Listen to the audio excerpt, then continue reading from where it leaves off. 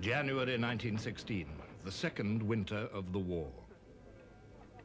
On the Western Front, the Germans were preparing a new offensive. Its code name was Gericht, judgment. An offensive needs supplies. This was just one of 10 new railway lines that the Germans were edging forward, sleeper by sleeper, rail by rail, scalpels cutting into the heart of France. A few miles away to the west, 10 miles behind the French line, lay their objective, Verdun. Verdun was the great fortress whose name had for centuries not ceased to haunt Germanic imaginations.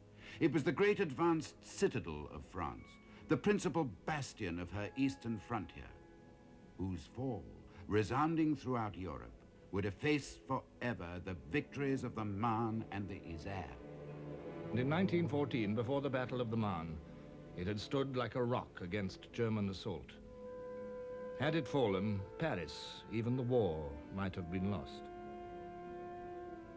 It was the hinge and pivot of the whole Allied line, jutting like a huge elbow into the German positions. On the map, Verdun's defenses looked formidable. Between the town and the front line, 10 miles to the north, were a ring of forts, some 20 large and 40 small ones. Strongest of them all, cornerstone of the whole system, was Douaumont. Forts like these had been built to be impregnable.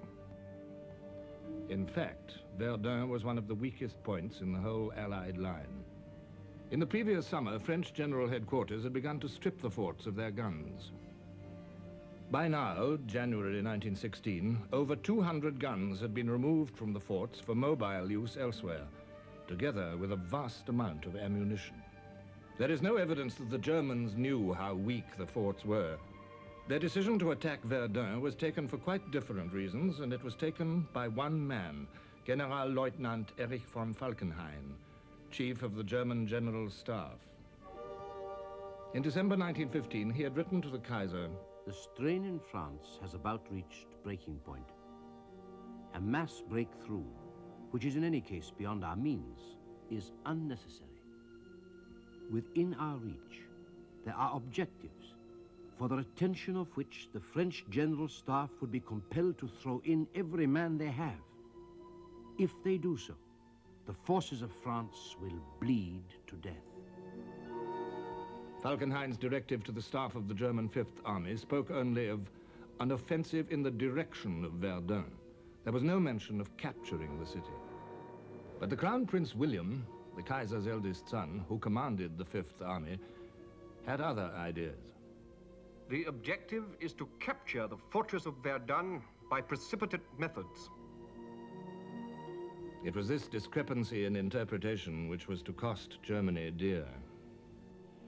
140,000 men were assembling for the attack. Entire villages behind the lines were evacuated to make room for them. Most impressive of all were the guns that were to do the bleeding white. The guns came from as far away as Russia and the Balkans. Siege mortars, naval guns, quick-firing guns, field guns, mine throwers, 1,200 guns in all. And to supply this fearsome armory, 1,300 munition trains, 2.5 million shells. With the greatest secrecy, the build-up continued through the damp days of January. On the other side of the lines, alarm at the state of Verdun's defenses had at last penetrated to General Headquarters at Chantilly. And the French Minister of War, General Gallieni, wrote to the Commander-in-Chief, "Reports have come to me indicating that in the Verdun region, the line of trenches appears not to have been completed. Should the enemy break through, not only would your responsibility be involved, but also that of the entire government." Joffre replied, "Nothing justifies the fears which you express in your dispatch." German planes patrolled the forward area in strength, waiting to pounce on any French reconnaissance planes. They had complete air superiority. They had assembled the greatest concentration of air power ever employed in war so far. 168 planes at Verdun and a large number of observation balloons. Even Joffre became apprehensive.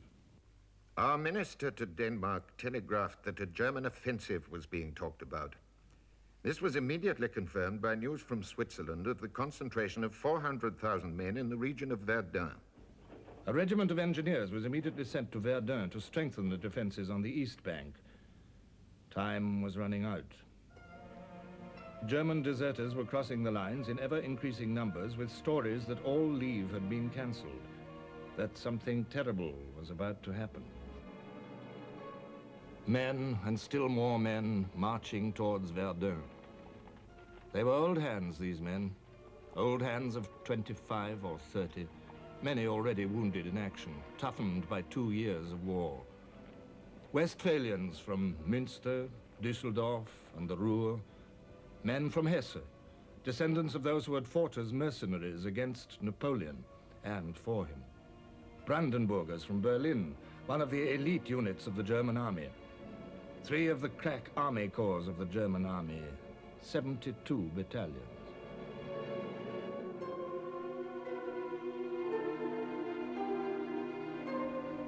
Their wait was a fearful one. On February the 11th, the day before the attack, Verdun's treacherous climate came to the aid of the French. The attack was postponed. It gave the French a little time to improve their defenses, to settle in 2 new divisions that had just arrived. These men, like the Germans, were veterans, young men grown old before their time. Poilus, the French public called them, the hairy ones. It was a nickname they disliked. Few of them fought any longer for such noble aims as the recovery of Alsace and Lorraine. They fought for the remaining land of France. And so they waited. 34 battalions of them, 30,000 men. Ill-prepared, outnumbered by over 2 to 1, and by much more in guns. The hour is near. In our wood, the front trenches will be taken in the first minutes. My poor battalion, spared until now. The dawn, February the 21st. 20 miles behind the German lines, a Krupp's 15-inch naval gun raised its barrel from its camouflage netting.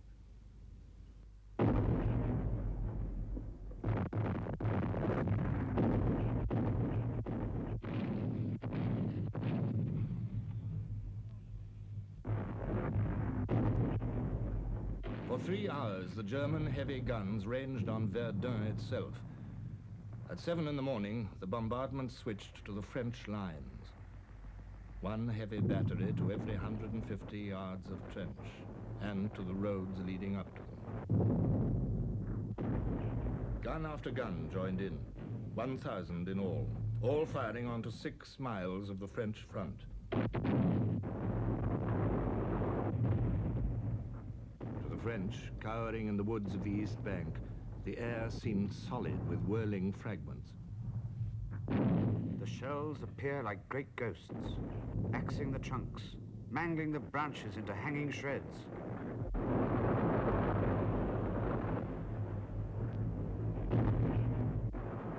The crude iron of the shells shattered into huge ragged chunks that sometimes 2 men would be unable to lift.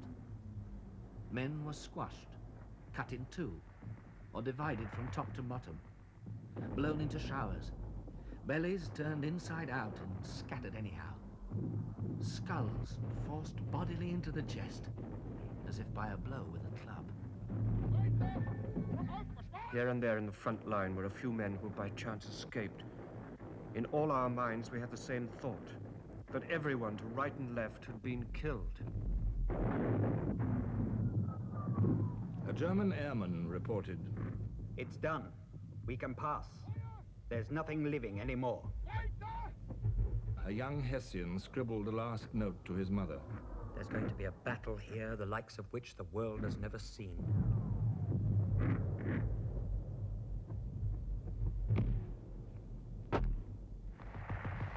The Germans had 8 miles to go. Their fighting patrols slipped forward like a dentist's probe.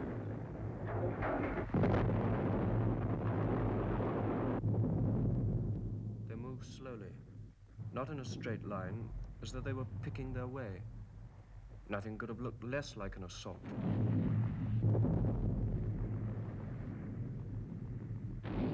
Some of the Germans had containers strapped to their backs. They seemed like laborers going to spray the vines.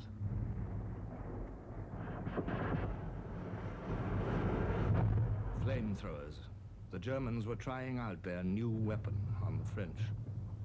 The tongues of burning oil, propelled by compressed nitrogen, turned men into flaming torches.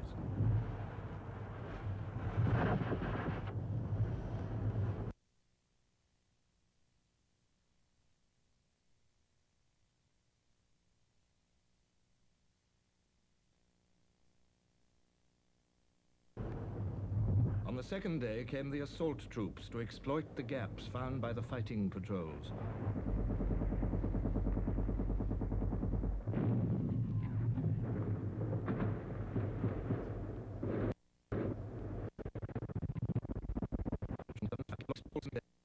Day came the assault troops to exploit the gaps found by the fighting patrols.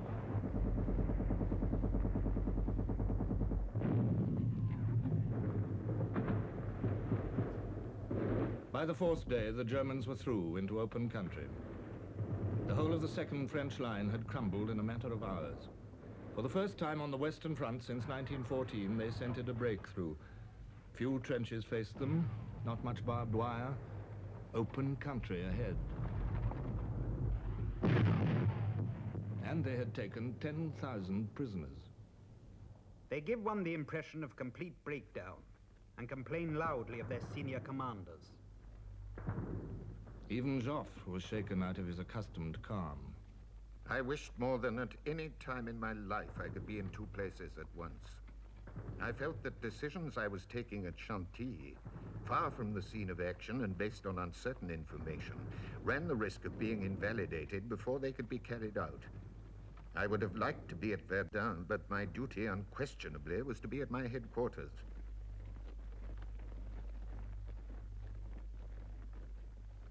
The Kaiser was certain that Verdun was about to fall. He came up to watch the kill through a well-protected periscope. Would the front hold? By nightfall on February the 25th, only the forts and a few brave men barred the Germans' way. Fort Douaumont, its tortoise hump dominated the battlefield.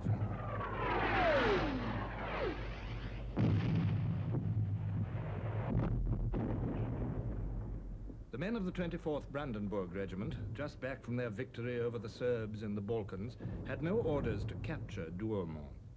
Their objective lay short of it. But their regimental motto was, "Do more than your duty." And now, just in front of them, lay the fort of Douaumont.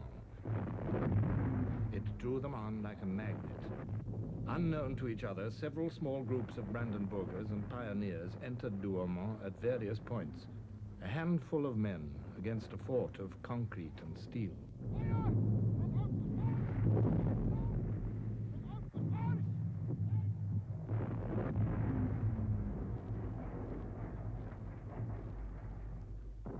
The Germans were astounded to find the fort was garrisoned by 56 elderly territorial gunners under the command of a sergeant major. A handful of men were manning the guns. The rest were sheltering in the cellars from the German bombardment. They offered no resistance.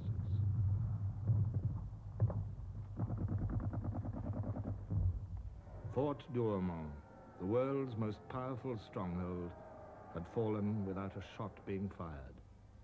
In Germany, there was jubilation, and the Crown Prince himself decorated the victors, the brave Brandenburgers. But in France, not surprisingly, the disaster of Douaumont was played right down by French General Headquarters. The crowds of worshippers in Paris on that Sunday morning, February the 27th, were to find their newspapers full of evasions. The official communiqué spoke of a fierce struggle around Fort Douaumont, which is an advanced outpost of the old defenses of Verdun. The position carried by the enemy after several fruitless assaults, which cost them very heavy losses, has since been reached and passed by our troops. Evasions of this kind made matters worse. and the rumors passed from mouth to mouth that Verdun itself was lost. In Verdun itself, confusion reigned. Run like hell, but no panic. One French officer was overheard to shout.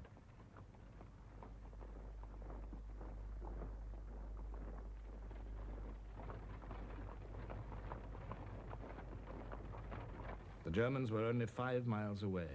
There was one more ridge between them and the city. Could Verdun be held? De Castelnau thought it could be, and to carry out his will, he had persuaded Joffre to appoint General Pétain as commander of the Verdun army. Pétain, the peasant from northern France, had begun the war as a colonel due for retirement. Now, 18 months later, he was an army commander. French soldiers had heard the stories told of Pétain. They knew that he cared for his troops. They knew that he was frugal with men's lives. As the desperately needed reinforcements moved up, the word went round, Pétain is in charge. All will be well.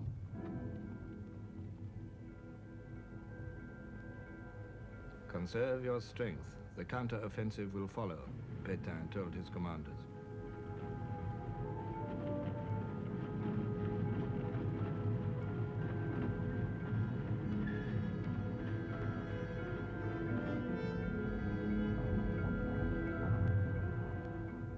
But only the most precarious of lifelines now connected Verdun to the rest of France.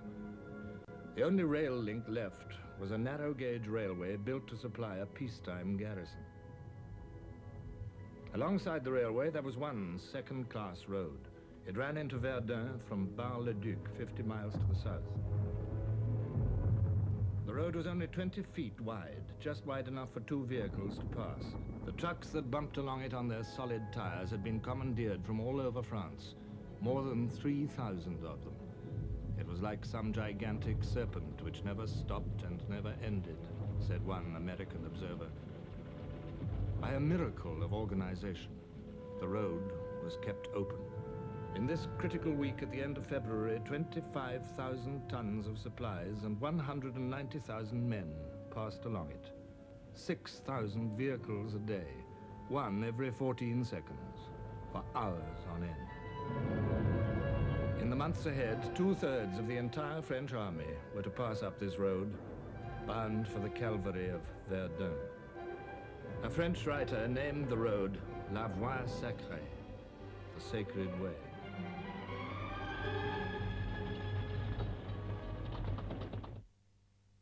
Now, in the lengthening days of March, the Germans extended their attacks to the west bank of the Meuse, and to a hill with the sinister name of Mort-Homme, dead man. Nearly 250,000 men were now involved in Falkenhayn's adventure. The bloodletting was getting out of hand. Our blinded, wounded, crawling and shouting soldiers kept falling on top of us and died while splashing us with their blood. It was a living hell. Verdun is terrible because a man is fighting against material with a sensation of striking out at empty air. Oh, how I envy those who can charge with a bayonet instead of waiting to be buried by a shell. By the end of March, after 40 days fighting, the Germans had lost about 80,000 men, the French a few thousand more. The casualty gap was narrow.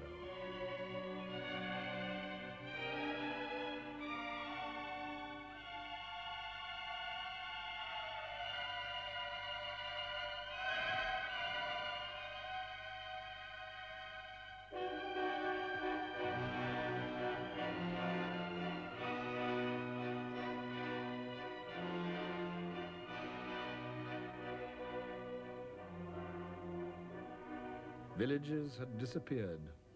Woods had disappeared. The battlefield was a lunar landscape. These days of Verdun were foul. Several times they have raised before our eyes the veil of hell. Our mission was to be crushed. Divisions followed each other. They had no other role but to set up each day before the enemy a wall of corpses. Trenches were mere ditches. For days you never saw the enemy, just endless shells.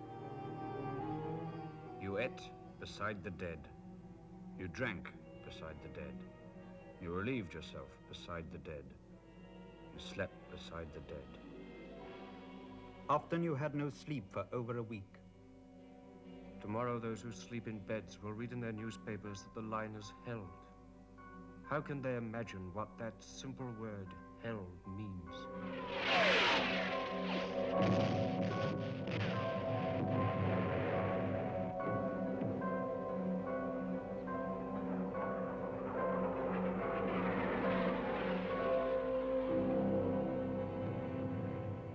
In the line, men often went for days without food, for the ration parties were frequently killed on the 6-mile slog through the mud to the front positions.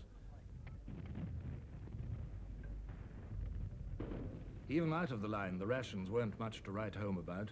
Stringy and greasy tinned beef, known as monkey, salted cod and rubbery macaroni. Indeed, only a few months before, the sardonic humor of the French soldier had been roused by a propaganda leaflet circulated by headquarters. Our soldiers, it claimed, have always enjoyed 2 meals a day. They are much better fed than the Germans. The soldiers had disagreed. 200,000 of them had written to protest. But at least the rations were free, and so was the wine ration, pinard, the rough red wine beloved by the French soldier.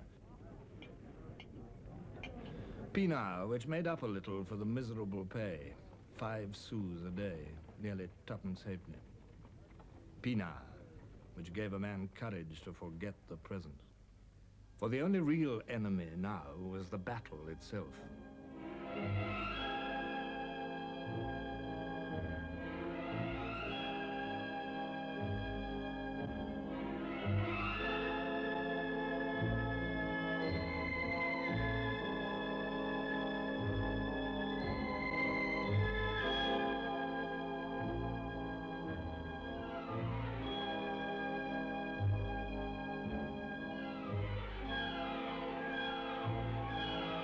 The horror of that battle tarnished the face of every soldier at Verdun, Frenchman and German alike.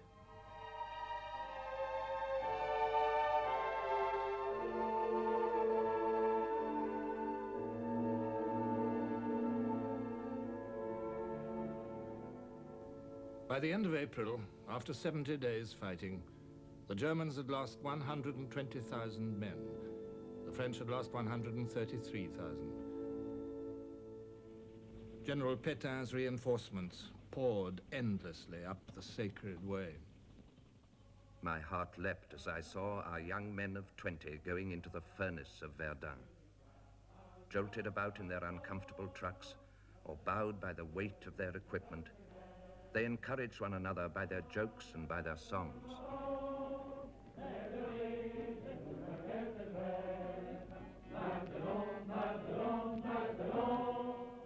But when they came out of the battle, what a pitiful sight they were.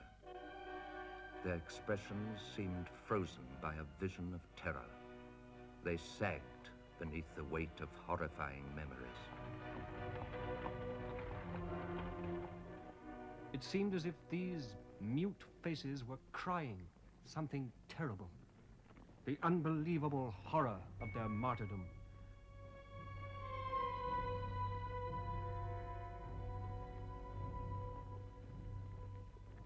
Pétain's demands for troops displeased Joffre. Had I yielded to all his demands for reinforcements, the whole French army would have been absorbed in the battle. He was well aware that I was trying to collect the largest possible number of divisions for the Somme offensive. So, in May, Pétain was succeeded by General Robert Nivelle, an out-and-out apostle of the offensive, a man of boundless ambition and self-confidence. Nivelle was told that he could expect no more fresh troops.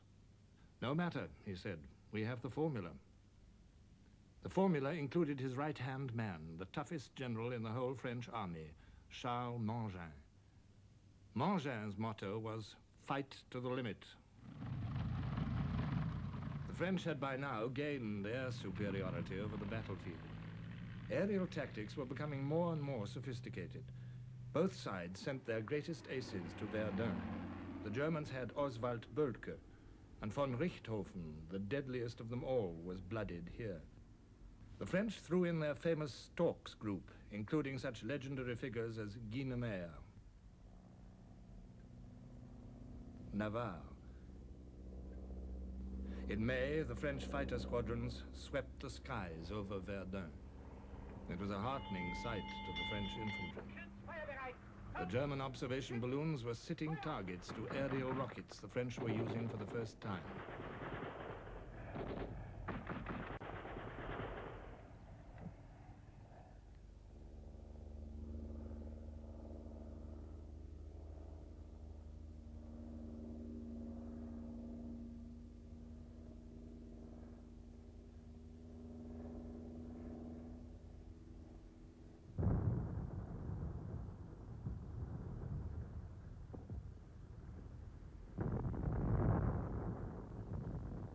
Now it was the French turn to attack.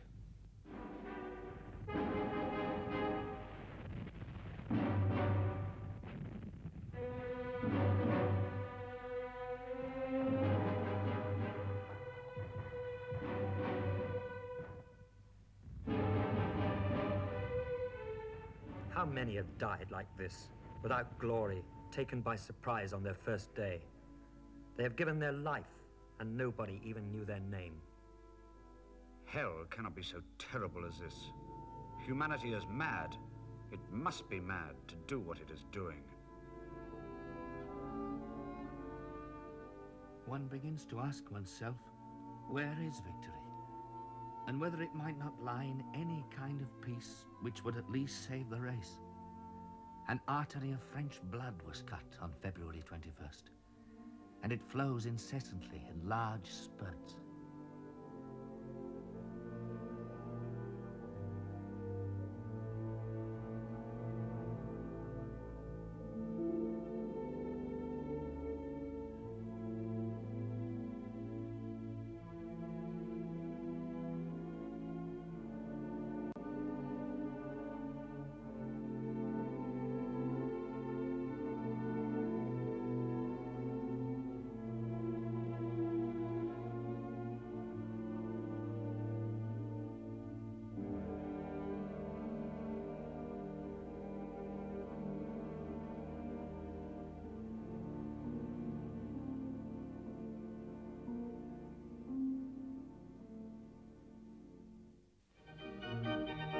Paris, 150 miles from Verdun. Another country, another world. Paris, still gay, still pleasure-seeking after 2 years of war. The music halls were full every night. Tipperary and the Roses of Picardy were favorites imported by the British. The theaters, closed in 1914, had reopened. Mistinguett danced to huge crowds.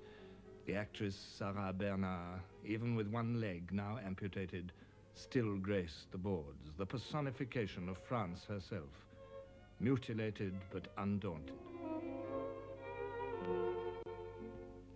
Civilian France in the early summer of 1916 had not yet felt the full pinch of war. Coal was short, but food still plentiful. By law, there was one meatless day a week, but few except the poor took any notice. The cost of living had gone up 1/5 since 1914, but wages had risen too. Factory workers could earn as much as 15 francs a day, nearly 12 shillings, 60 times more than the French soldier.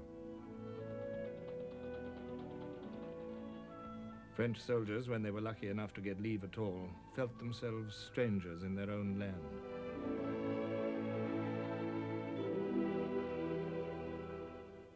Life is good.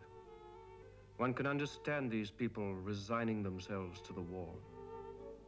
It's consoling to know that if one perishes in the barbed wire, they will not be too much affected by the loss. Paris was full of embusqués, the shirkers, and the armchair warriors and the profiteers who had made a packet out of the war. I met a lot of them on my last leave, the fat, shining swine. They take their aperitifs and they read their papers. That's about the only way they have of knowing what's going on in the war. So many lies have been spread about us that I have many times seen the troops tear up the newspapers. Phrases like, "our gallant wounded," vivid armchair descriptions of the enthusiastic ardor of combat. Cant like this enraged the men who knew what it was like. They were getting a little tired of medals. Heroics were all very well for the cartoonists. Sentimentality might bring comfort to the folks at home, but this kind of glorification sickened the men who had faced the reality of death at Verdun. And the newspapers of the world agreed. As ye shall sow, so shall ye reap, read this American cartoon. The Crown Prince, too, came in for his share of blame. Father, we must have a higher pile of bodies at Verdun, read the caption to this in the Daily Mail. But Crown Prince William no longer believed the city could be taken. I was absolutely opposed to continuing the attack. I was now convinced, after the stubborn to and fro contest for every foot of ground, that a decisive success at Verdun could only be assured at the price of heavy sacrifices, out of all proportion to the desired gains. Yet I had to obey the orders of General Headquarters. And as May drew to a close, a new attack was ordered. Sledgehammer blows to blast in the gateway to the fortress, once and for all.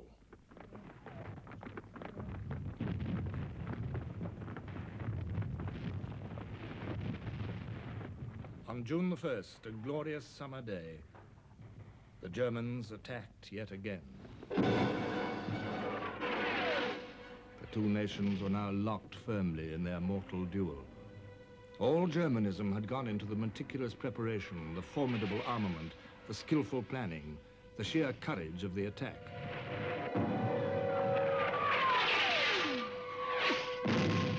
All French nature had gone into the lack of preparation, the casual assurance, the panics, and the brave resistance. To Lloyd George, the British Minister of Munitions, Verdun seemed one of the most gigantic, tenacious, grim, futile, and bloody fights ever waged in the history of the war. On those heights, Gaul and Teuton fought out a racial feud which had existed for thousands of years. The concentrated fury of ages raged and tore, shattered and killed in one intensive struggle which has no parallel in the history of human savagery.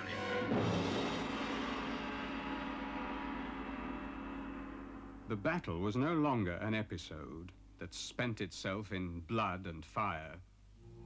It was a thing that dug itself in remorselessly week after week. They breathed in the smell of a tormented world. A smell like that of a planet in the process of being reduced to ashes. Most of them had given up all hope of surviving. I saw a man drinking from a scum-covered green marsh, where a dead man lay, his black face downward in the water, lying on his stomach and swollen as if he'd not stopped filling himself with water for days. Having despaired of living amid such horror, we begged God not to have us killed. The transition is too atrocious, but just to let us be dead. We had but one desire, the end. French morale wavered. Pétain signaled to Joffre about the Anglo-French offensive on the Somme in August. A tactical success by the English would not compensate for the loss of this city. Its capture would be an inestimable success for the Germans. Verdun must not fall. Joffre issued an order of the day. Soldiers of Verdun, upon your heroic resistance still depends our future victory. I make one more appeal to your courage, your ardor, your spirit of sacrifice, your love of country. Hold fast and strive with all your might to shatter the last desperate efforts of an enemy now at bay.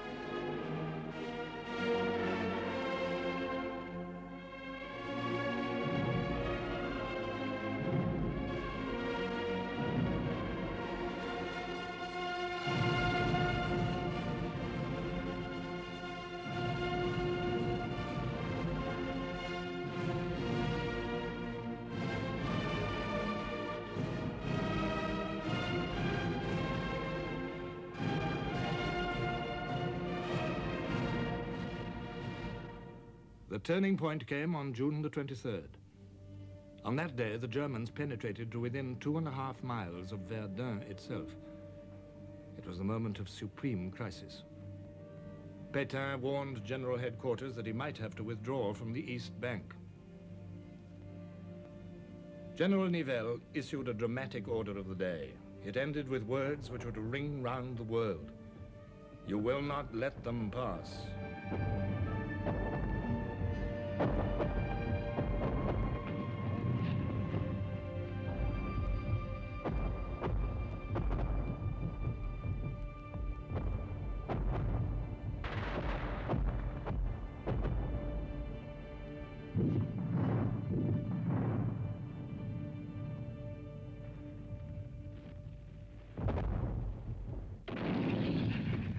The Germans did not pass.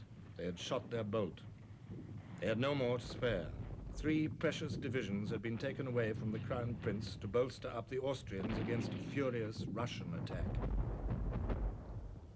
And on June the 24th, the French troops heard the first rumble of the British bombardment away to the north on the Somme.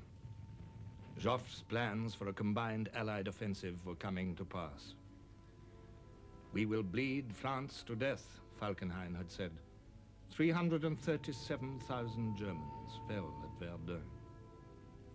The President of France had said, "If Verdun is saved, how shall we ever be able to forget at what a price?" The price was 362,000 Frenchmen killed, wounded, or missing. Small wonder that one Frenchman had written before he was killed, "They will not be able to make us do it again another day. That would be to misunderstand what it cost us. They will have to resort to those who have not lived out these days."